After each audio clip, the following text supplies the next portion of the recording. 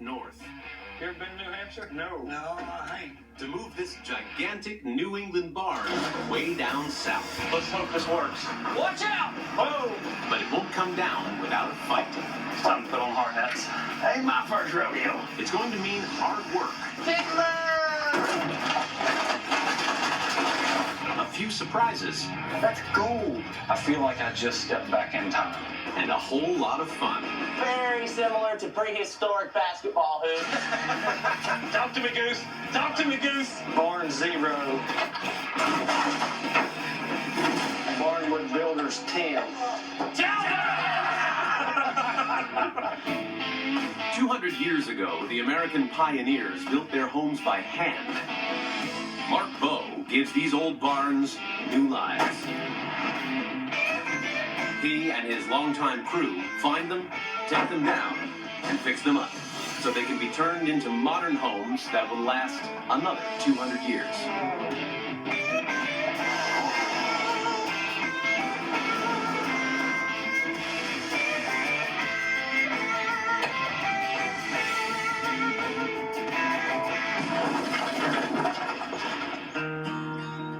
Johnny Jett's the I'm on my way to funniest. Deerfield, New Hampshire. We'll be I taking like down funny. a barn for a client, and this barn is a totally different style than what we find back in West Virginia and anywhere in Appalachia. Deerfield, New Hampshire.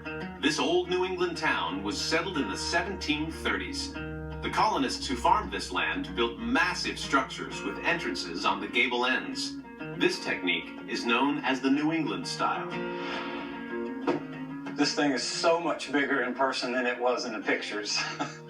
He gave me an idea about size, but this is huge. I'm going to have to put a tape to it. It'll be the first one of the year where we break out the 100-footer.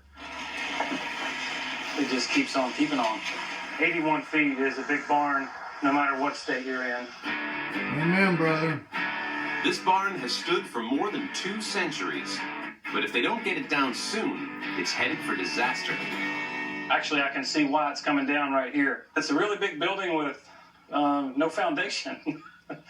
When you build a house or a barn, if you don't put a gutter on it, nature's going to make its own gutter. So what's happened is just after years of rain and snowfall and everything else, it started to collapse this foundation. So even though that foundation is granite, it doesn't trump water. Like being a Christian, you have to have a good foundation. He bought it sight unseen, and he's already sold it. This entire timber frame will eventually be rebuilt as a high-end home in South Carolina. And that means every single piece has to be preserved. Now's where the good part comes in. I got to get inside of this baby.